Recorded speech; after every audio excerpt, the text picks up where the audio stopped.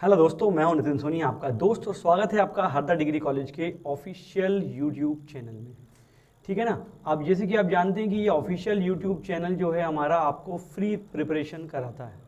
ठीक है, competition exam की, सारे कंपटीशन एग्जाम की फ्री प्रिपरेशन कराई जाती है। इंग्लिश जिसमें मेरे द्वारा, और मैथ्स जिसमें जैन सर के द्वारा पढ़ाई जाती है। यहाँ पर आपको ऑफलाइन क्लासेस भी मिलेंगी। जो एचडीसी स्टूडेंट्स हैं, मतलब जो पढ़ रहे हैं क्लास में, क्लासेस जब भी शुरू होंगी आपको ऑफलाइन भी पढ़ाया जाएगा। अब यदि कह सकते हैं कि सर हम जो है कोर्स कर चुके हैं या आउटसाइडर्स हैं, हमारे लिए क्या, तो भाई आपके लिए जो चैनल है हमारा ऑनलाइन अवेलेबल है। आप चैनल को सब्सक्राइब जरूर करें, और जब सब्सक्राइब करने के बाद आप देखेंगे कि आपको जो बेल आइकॉन है उसको भी आप दबा लें तो नोटिफिकेशन आपको टाइम पे मिलती रहेगी। ठीक है, तो आज का वीडियो देखते हैं हम। आर्टिकल सीरीज मैंने पूरी पढ़ाई हुई है, डिटेल में आपने पढ़ी हुई है। ठीक है, अगर आपने नहीं पढ़ी है तो जाके उसको डिटेल में पढ़ लीजिए। ठीक है, डिटेल्स में मैंने पढ़ाई हुई है, आप डिटेल में उसको पढ़िए। और क्विज़, कल हमने जो है पार्ट 1 जो देखा था, आर्टिकल के कुछ फिलर्स मैंने कराए थे, आज उसी श्रेणी में पार्ट 2 में हम लेके आए हैं। ठीक है, तो देखते हैं पार्ट 2 के अंतर्गत हमारा पहला क्वेश्चन स्क्रीन पे है, देखिए। अच्छा, ये जो मैं क्वेश्चन करा रहा हूँ भाई, आपको बता दूं मैं, व्यापम के जो एग्ज़ाम होते हैं, ठीक है ना, व्यापम के सारे एग्ज़ाम्स में इक्वली इंपॉर्टेंट है देन एसएससी। ठीक है, दिल्ली एसआई या नॉर्मल एसआई का जो पेपर होता है वो तो खैर व्यापम ही लेता है, बट सारे जो एग्ज़ाम्स हैं, इवन जो 9th से लेके 12th के जो मेरे स्टूडेंट्स हैं, स्पेशली 6 to 12th बोलना चाहिए, वहाँ पर कोर्स में भी ये चीज़ें हैं, तो आपके लिए इक्वली इंपॉर्टेंट है। ठीक है, तो क्वेश्चन नंबर 1 देखते हैं। I saw blank unique site last night. अब फिलर के ठीक बाद देखिए क्या लिखा है, ये यूनिक। कैसे लिखेंगे इसको, अपन ऐसे लिखते हैं यूनिक। ठीक है ना, साइट यानी क्या होता है, नज़ारा। ठीक है, ये साइट साइट साइट, ये होमोफोन से साउंड देखा होगा ना आपने। एक साइट ये वाला है, एक साइट ये वाला है, और एक साइट ये वाला है ना। इसका मतलब होता है दृश्य। ये जो है आपका कार्यस्थल, मकान बनते हैं तो बोलते हैं ना साइट पे जा रहे हैं। और ये वाला साइट है, इसका मतलब होता है वर्णन करना, है ना, बताना।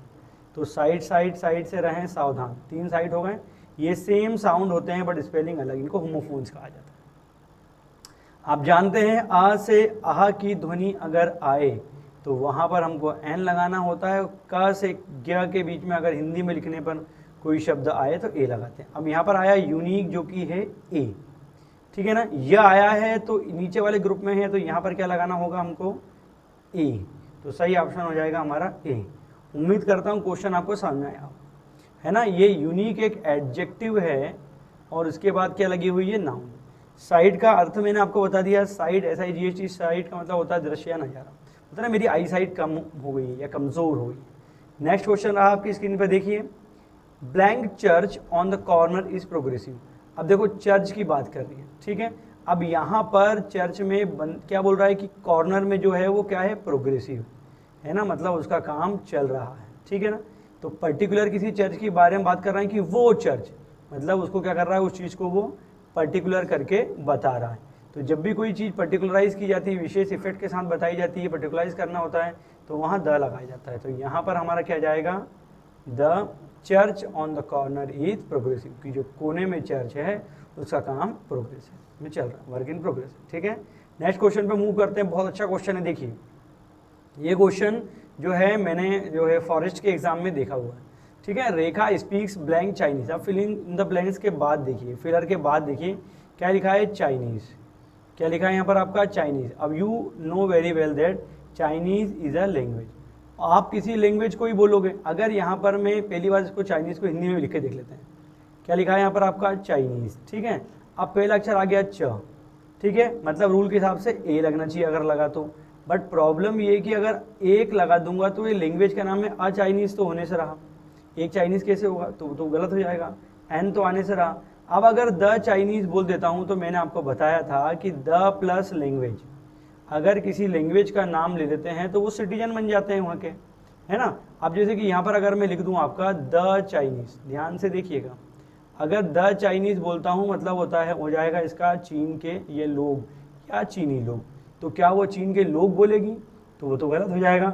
इसलिए हमारा आंसर आ जाएगा यहाँ पर नो आर्टिकल। यहाँ पर हमको किसी भी आर्टिकल की ज़रूरत नहीं है। फिर से देखिए, यदि किसी लैंग्वेज, जैसे कि मैंने बोला द इंग्लिश, तो यहाँ पर क्या मतलब हो जाएगा इसका, अंग्रेज लोग।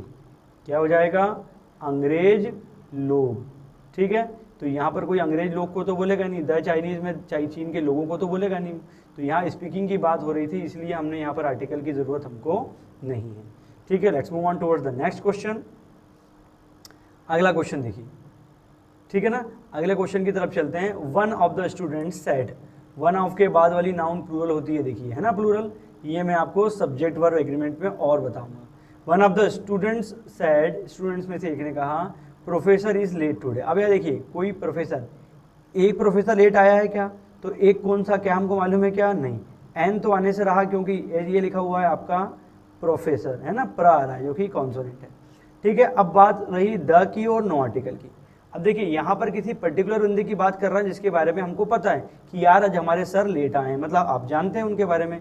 तो जब किसी व्यक्ति को हम पहले से जानते हैं और उसके बारे में बात करें, मैंने आपको बताया था रूल प्रीनोन थिंग्स, है ना, कि बिफोर प्रीनोन थिंग्स हमको द का प्रयोग करना पड़ता है। और वैसे भी प्रोफेसर को पर्टिकुलराइज किया जा रहा है, तो यहाँ पर सही आर्टिकल होगा आपका द, ठीक है। क्वेश्चन समझ में आया है? अगर समझ में आया तो लाइक कर दीजिए और कमेंट बॉक्स में जाके बता दीजिए कि आपको अच्छा लग रहा है। अगले क्वेश्चन की तरफ चलते हैं। देखिए, Monica is learning to play blank guitar at her school. अब देखिए फिलर के ठीक बाद क्या लिखा हुआ है आपका, गिटार, है ना, गिटार लिखा हुआ है। अब आप जानते हैं कि जो म्यूजिकल इंस्ट्रूमेंट है हमारे, ठीक है ना, म्यूजिकल इंस्ट्रूमेंट्स की जब हम बात करते हैं तो सभी म्यूजिकल इंस्ट्रूमेंट्स के पहले हमको द लगाना पड़ता है, ये रूल हमको पता है। जैसे कि द फ्लूट यानी कि बांसुरी। अब इसी प्रकार से यहाँ पर क्या लिखा है, फिलर के ठीक बाद लिखा है आपका गिटार, लिखा है ना, जो कि एक म्यूजिकल इंस्ट्रूमेंट। तो यहाँ पर हमको क्या लगाना पड़ जाएगा, द, क्योंकि हम बात कर रहे हैं एक म्यूजिकल इंस्ट्रूमेंट की, ठीक है। तो before any musical instrument you have to put the, है ना, या you have to use the, ठीक है ना। तो द का प्रयोग क्यों किया आपको समझ में आ गया होगा। मैं आपको एग्जाम्पल के साथ साथ रूल भी रिवाइज कर रहा हूँ, तो ये आप थोड़ा ध्यान रखेंगे। अगले नियम की तरफ चलते हैं, अगले रूल की तरफ चलते हैं और अगले क्वेश्चन की तरफ चलते हैं। देखिए इंग्लिश में दो चीज होती है, एक फैक्ट होता है ना, फैक्ट होता है, आपको जान के पता होना चाहिए कि भाई इसमें फैक्ट क्या है, ठीक है। Please give me blank cake that is on the table. अब देखो यहाँ पर्टिकुलर केक के बारे में बात कर रहा हूँ। केक क्या है, अनकाउंटेबल नाउन है, यहाँ तो ए और एन तो आने से रहे, ठीक है। अब बात करते हैं that is on the table, जो कि टेबल पर है। यहाँ पर भी उस केक के बारे में प्रीनोन है, बंदे को पता है कि वो वाला केक कौन सा है जो कि टेबल के ऊपर है, उसकी जगह बता रहा है पहले से। तो यहाँ पर क्या लगाना पड़ जाएगा हमको, द, क्योंकि उस पर्टिकुलर केक की बात कर रहा है जो कि हमको पहले से पता है।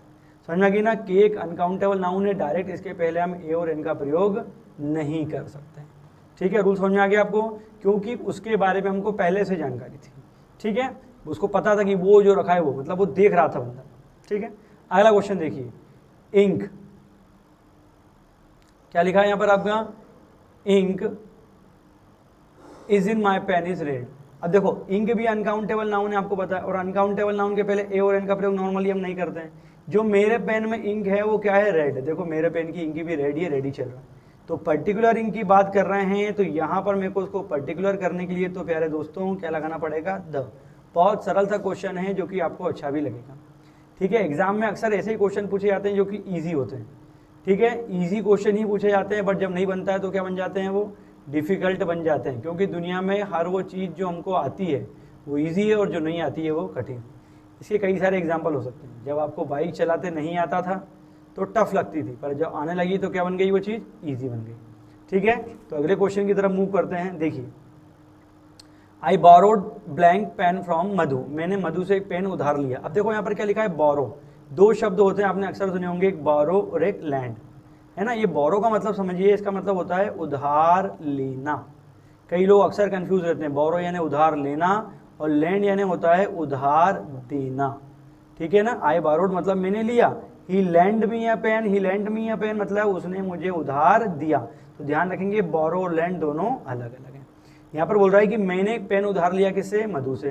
तो देखिए पेन क्या है, एक पेन लिया है तो पा आया है, और रूल हम जानते हैं कि आ से आहा हिंदी में लिखने पर आए तो एन लगाएंगे, और क से गया अगर आता है तो ए लगा देना। तो बहुत सरल था, प जो कि कॉन्सोनेंट है, तो यहाँ क्या लगा देंगे आपका ए, और सही जवाब हो जाएगा आपका ए, ठीक है। तो ये क्वेश्चन बहुत अच्छा था, यहाँ से हमने बोरो और लैंड में अंतर भी सीखा, क्योंकि इस प्रकार के जो क्वेश्चन हैं अक्सर फिल इन द ब्लैंक्स में और क्लोज टेस्ट में आते हैं, जिसमें कि क्या होता है कि मिलती जुलते अर्थ वाली स्पेलिंग्स दी जाती है, ठीक है। अब देखिए यहाँ पर लिखा है mister Patil is blank MLA. अब एमएलए का मतलब आप जानते हो कि क्या होता है, सरल शब्दों में इसको हिंदी में बोला जाता है विधायक। क्या कहते हैं इसको अपन, विधायक। और इसका फुल फॉर्म होता है आपका मेंबर ऑफ लेजिस्लेटिव असेंबली, ठीक है ना, मेंबर ऑफ लेजिस्लेटिव असेंबली, जो कि एमएलए होता है। अब देखिए एमएलए की बात कर रहे हैं, हिंदी में लिख लेते हैं इसको एम एल और ये ए, ठीक है ना। पहला अक्षर क्या आ रहा है इसका, ए डी का, तो फिर क्या आना पड़ेगा यहाँ पर आपका एन, क्योंकि यहाँ पर वॉवेल साउंड की ध्वनि आ रही है। बट अगर ऐसा बोल देता है, यहाँ पर बोलता हो कि एमएलए ऑफ हरदा, है ना, अगर ऐसा बोल देते हैं तो यहाँ पर पर्टिकुलर देखो, यहाँ पर noun plus of plus noun हो जाती है, तो क्या बोलना पड़ता है यहाँ पर मेरे को, द बोलना पड़ता। डायरेक्ट अगर एमएलए बोल रहा है तो एन एमएलए आएगा, but the MLA of Indore, the MLA of Raniganj, कुछ भी अगर बोलता है तो वहाँ पर द लगाना पड़ेगा, क्योंकि वहाँ पर उस पर्टिकुलर प्लेस का नाम भी आ गया है, ठीक है। अब क्वेश्चन नंबर 10 आपकी स्क्रीन पे देखिए, एन एथीस्ट। एथीस्ट का मतलब क्या होता है यहाँ पर आपका, नास्तिक। ये वन वर्ड में अक्सर पूछा जाता है एसएससी में, एथीस्ट यानी नास्तिक होता है। और देखो दोस्तों, यहाँ पर अगला वर्ड बनता है इसी से, थीस्ट। थीस्ट मतलब क्या होता है, आस्तिक। आस्तिक मतलब जो भगवान को मानता है, और नास्तिक यानी जो नहीं मानता है। एक और शब्द आता है यहाँ पर आपका एग्नोस्टिक। एग्नोस्टिक मतलब क्या होता है, इसका मतलब होता है अज्ञेयवादी। अज्ञेयवादी मतलब जो भगवान के अस्तित्व को ही नहीं मानता, मतलब भगवान के अस्तित्व को ही नहीं मानता। अब यहाँ दो बातें हैं, भगवान को ना मानना मतलब भगवान है पर हम नहीं मानेंगे, और भगवान के अस्तित्व को ना मानने का मतलब होता है कि भगवान जैसी कोई चीज़ ही नहीं है। और मैं आपको वन वर्ड्स में पढ़ाऊंगा कि ये क्या होते हैं, उनमें क्या डिफरेंस होते हैं, ठीक है। उनकी बहुत सारी ट्रिक्स भी मेरे पास है जो कि मैं आपको सिखाऊंगा, ठीक है। अब यहाँ क्या बोल रहा है वो, N atheist does not believe in God. अब देखिए इन अ गॉड, एक गॉड तो नहीं होते, गॉड बहुत सारे होते हैं, सभी को नहीं मानेगा। ऐसा थोड़ी कि किसी एक को मान रहा दूसरे को नहीं मानेगा, ए और एन तो आने से रहे। अब बात करते हैं यहाँ पर आपकी द की। अब द की देखिए, द गॉड का बोलते हैं हम, जैसे कि पूरे गॉड की बात करते हैं, जितने गॉड है सब, ऐसी तो कोई बात नहीं हो रही।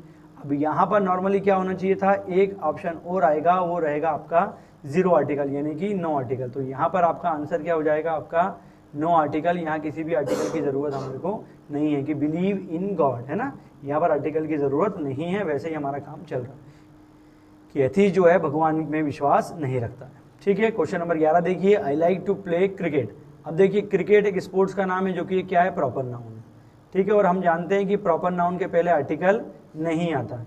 यहाँ पर ए एन और द कुछ भी नहीं आएगा। ऑप्शन नंबर डी यहाँ पर होना चाहिए, जो कि क्या रहेगा, फाइ यानी कि क्या रहेगा, नो आर्टिकल, ठीक है। तो यहाँ पर आपका आंसर आ जाएगा नो आर्टिकल, क्योंकि क्रिकेट क्या है, एक प्रॉपर नाउन है। समझा कि ना, क्योंकि हम प्रॉपर नाउन यहाँ तो हम द विराट कह सकते हैं और ना द सचिन कह सकते हैं। रूल आप जानते हैं, अगर कंपेयर करेंगे, जैसे कि मैंने कहा कि तुम मेरी टीम के विराट हो, तो क्या बोल सकता हूँ यहाँ पर फिर मैं, you are the Virat of my team, ठीक है। रूल समझ में आया आपको। तो यहाँ पर ए एन और द तीनों नहीं आएंगे। नो आर्टिकल मैंने इसलिए नहीं लिखा था क्योंकि आपको क्या होता है कई बार कि नो आर्टिकल लिखा दिख जाता है, तो आप लोग अनुमान लगा लेते हैं कि सर पहली बार नो आर्टिकल लिखा हुआ है मतलब वही आएगा, इसलिए मैंने जानबूझकर नहीं लिखा, ठीक है। आगे देखते हैं, क्वेश्चन नंबर 12 देखते हैं। This is blank best Mexican restaurant. अब देखिए पढ़ना भी दिखाया था मैंने, क्या लिखा है ये आपका, रेस्टोरेंट ऐसे पढ़ते हैं। अगर जिन लोगों को प्रोनाउंसिएशन में दिक्कत है वो मेरा एक वीडियो जरूर देखें, जो कि आपको हरदा डिग्री कॉलेज के ऑफिशियल यूट्यूब पे मिलेगा, जिसमें मैंने कई सारी चीज़ों को आपको पढ़ना बताया था। जैसे कि देखिए ये क्या लिखा है, आप क्या पढ़ते हैं इसको अपन, पोएम, जबकि क्या बोलते हैं इसको पोएम नहीं पढ़ा जाता, पोअम है। क्या है ये आपका, पोअम। इस प्रकार से कई साउंड मैंने आपको बताए थे, है ना, जो कि आपको पढ़ना आना चाहिए, ठीक है ना। जैसे कि ये देखिए ये क्या है, पढ़ के दिखाइएगा और कमेंट कीजिएगा इसको क्या पढ़ते हैं। अब क्वेश्चन पे आते हैं, दिस इज ब्लैंक, क्या लिखा है, बेस्ट। अब बेस्ट क्या है, एक सुपरलेटिव डिग्री है। सुपरलेटिव डिग्री आप जानते हैं, डिग्री 3 प्रकार की होती है, पॉजिटिव, कॉम्परेटिव और सुपरलेटिव। सुपरलेटिव डिग्री क्या दिखाती है, 2 से अधिक के बीच तुलना, है ना, 2 से अधिक के बीच में जब तुलना करते हैं तो सुपरलेटिव डिग्री होती है, क्योंकि 2 के बीच में कंपैरेटिव डिग्री होती है। अब हम जानते हैं कि सुपरलेटिव डिग्री के पहले हमेशा क्या लगाते हैं, द, और सुपरलेटिव डिग्री के पहले या तो आपको मोस्ट दिख जाएगा उस एडजेक्टिव के पहले, या उस एडजेक्टिव में EST लगा हुआ दिख जाएगा, तो आपको द लगा देना। बट एक बात और याद रखेंगे कि मोस्ट जो है, मोस्ट का मतलब अधिकांश भी होता है ना, तो जब इसका मतलब अधिकांश होता है तो इसके पहले द का प्रयोग अपन नहीं करते, ये ध्यान रखना है आपको, ठीक है। तो बेस्ट सुपरलेटिव डिग्री थी, इसलिए वहाँ पर क्या लगा द। अगला क्वेश्चन देखते हैं, I haven't seen him in 4 years। अब देखिए यहाँ पर वही वाली बात आ गई ना, क्या लिखा है 4 years। अब मैंने यहाँ पर नो आर्टिकल लिख के रखा हुआ है तो आप समझ ही गए होंगे कि नो आर्टिकल आएगा, इसलिए मैंने पहले के क्वेश्चंस में नहीं लिखा था। अब यहाँ पर लॉजिक देखते हैं कि कारण क्या है नहीं आया। I haven't seen him 4 years, अब 4 years हो सकता है क्या, देखिए ब्लैंक के बाद जो नाउन आई है 4 years, जो एडजेक्टिव नाउन बनी है वो है प्लूरल, तो ए और एन तो कैंसिल हो गए, अब बचा द और नो आर्टिकल। अब द क्यों आएगा कि द 4 years, अगर ऐसा बोलता हमें कि the 4 years which I spent with her, है ना, was very memorable, है ना, कि भैया जो 4 years मैंने उसके साथ बिताए थे वो बहुत ज़्यादा यादगार थे, या इज़ वेरी मेमोरियल बोल देते हैं कि भैया मेरे लिए बहुत यादगार है, ठीक है। तो द 4 years क्यों बोला था, क्योंकि वो पर्टिकुलर 4 years मेरे को पता थे, पर मैंने कहा कि भाई 4 साल से देखा नहीं, कौन से 4 साल पता नहीं है, तो यहाँ पर द भी कैंसिल। अब बचा क्या, सिर्फ एक ऑप्शन बचा है, वो है नो आर्टिकल, तो यहाँ पर आर्टिकल की ज़रूरत नहीं है, ठीक है। आगे चलते हैं। अब देखिए दोनों क्वेश्चन 14 और 15 बहुत मज़ेदार है। अब क्या लिखा है यहाँ पर, समवन कॉल, कॉल यानी बुलाना, पुलिसमैन, कोई पुलिस वाले को बुलाओ। अब देखो पुलिस ना लिख के क्या लिखा है, पुलिसमैन, तो एन तो आने से रहा पहला अक्षर पाए, द आने से रहा क्या आएगा यहाँ पर आपका अ, कोई एक पुलिस वाले को बुलाओ, ठीक है ना, एक पुलिस वाले को बुला लीजिए।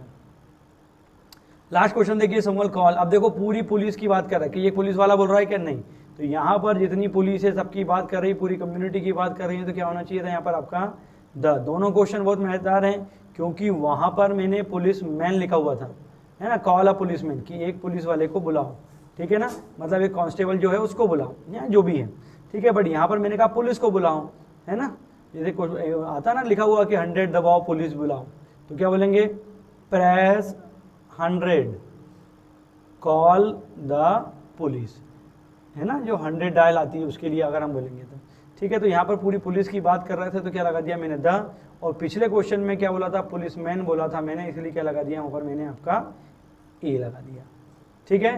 तो ये 15 क्वेश्चन आज हमने फिर किए हैं, 15 MCQ हमने किए हैं, ये कल और आज मिला के हमने टोटल 30 क्वेश्चन करे हैं और ये बेसिक लेवल के, ठीक है ना। अब कल अगले वीडियो में मैं एडवांस यानी कि थोड़े से टफ लेवल के क्वेश्चन लेके आऊँगा, ठीक है, जो कि आपको और मदद करेंगे। तो 2 वीडियो हम लेके आएंगे जिसमें हम टफ लेवल यानी कि कुछ एडवांस लेवल के आर्टिकल के फिलर्स करेंगे, फिर हम उसके बाद स्पॉटिंग एरर पे जाने वाले हैं, ठीक है। तो उम्मीद करता हूँ वीडियो आपको पसंद आया होगा, पसंद आया है तो वही करना है, लाइक कर दीजिए, सब्सक्राइब जरूर करें हमारे चैनल को, और उसके बाद जो बेल आइकॉन है मेरे दोस्तों उसको ज़रूर दबा दें।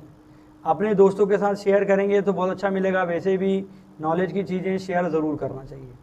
तो अब समय है आपसे विदा लेने का। विदा लेने के पहले फिर से कहूँगा कि हम हमारे चैनल को फिर से लाइक करें, जुड़े रहें, पूरे वीडियो देखें, और कोई सजेशन है आपका, कोई क्वेरी है, कोई क्वेश्चन है तो कमेंट बॉक्स में जाके ज़रूर कमेंट करें, मैं उनको ज़रूर से आंसर करूँगा, ठीक है।